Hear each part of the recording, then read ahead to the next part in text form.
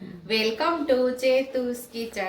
આજે આપણે બનાવીશું અડદની દાળ બનાવવાના છીએ। તો આ 3 વ્યક્તિ માટે બનાવું છું, એટલે આ નાની વાટકી ભરીને મેં અડદની દાળ લીધી છે, એક ટમેટું, લીલા ધાણા અને 10 થી 12 કળી લસણ લીધી છે, એક લીંબુ, 2 લીલા મરચાં।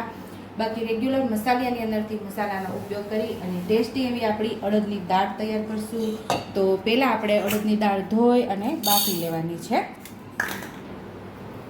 દાળને આપણે સરસ ધોઈ લીધી છે અને 2 ગ્લાસ પાણી ઉમેરી અને કુકર આપણે ગેસ ઉપર રાખી દીધું છે।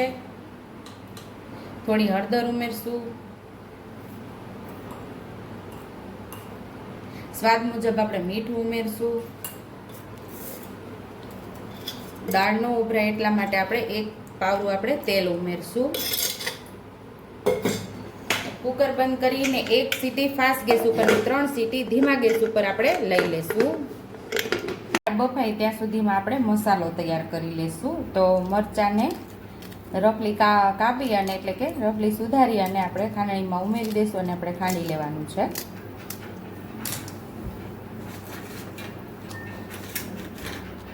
લસણ પણ સાથે જ ઉમેરી દઈશું।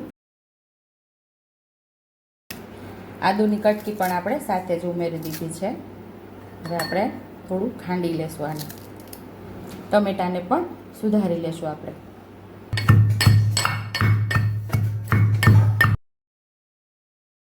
અત્યારે આપણે મસાલો તૈયાર કરી લીધો છે, ત્યાં સુધીમાં દાળ પણ બફાઈ જશે।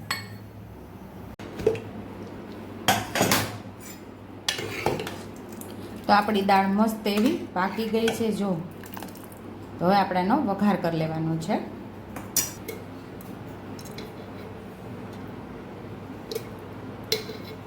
બે નાના પાવડા જેટલું આપણે તેલ મૂકી દીધું છે અને તેલને આપણે સરસ ગરમ થવા દેવાનું છે।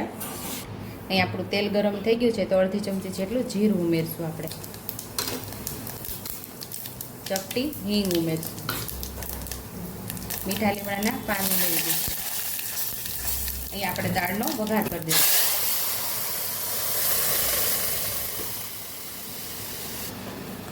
અહીંયા તમે દાળને આછી ઘાટી તમારે સ્વાદ મુજબ તમે કરી શકો છો।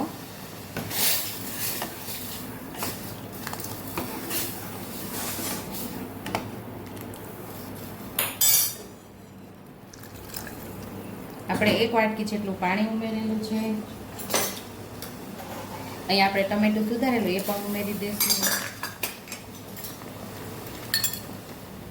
અહીંયા આપણે મસાલો તૈયાર કરેલો એ પણ અહીંયા ઉમેરી દઈશું।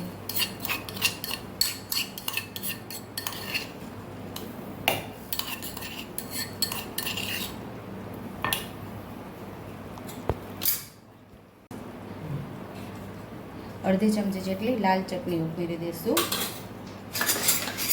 બધું સરસ આપણે મિક્સ કરી દઈશું।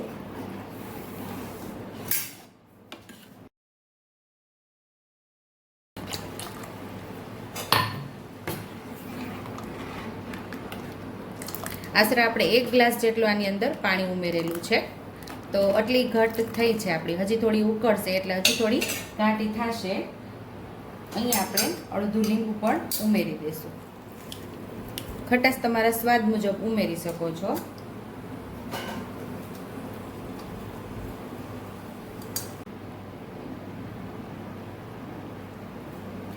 તો અહીં આપણી સરસ એવી દાળ ઉકળી ગઈ છે। તો સર્વિંગ બાઉલની અંદર આપણે સર્વ કરી લેશું। તો ટેસ્ટી એવી આપણી અડદની દાળ તૈયાર થઈ ગઈ છે। રોટલા સાથે, ભાખરી સાથે ખાવાની તો ખૂબ જ મજા આવે છે। ઉપરથી આપણે લીલા ધાણાથી ગાર્નિશ કરી દઈશું। જો તમને મારી રેસીપી પસંદ આવી હોય તો મારી રેસીપીને લાઈક કરજો, શેર કરજો, સબસ્ક્રાઈબ કરજો, હાઈપ કરજો, બેલ આઇકોનને દબાવતા ભૂલતા નહીં અને કમેન્ટ બોક્સમાં કમેન્ટ કરજો કે મારી રેસીપી કેવી લાગી। તો આવજો।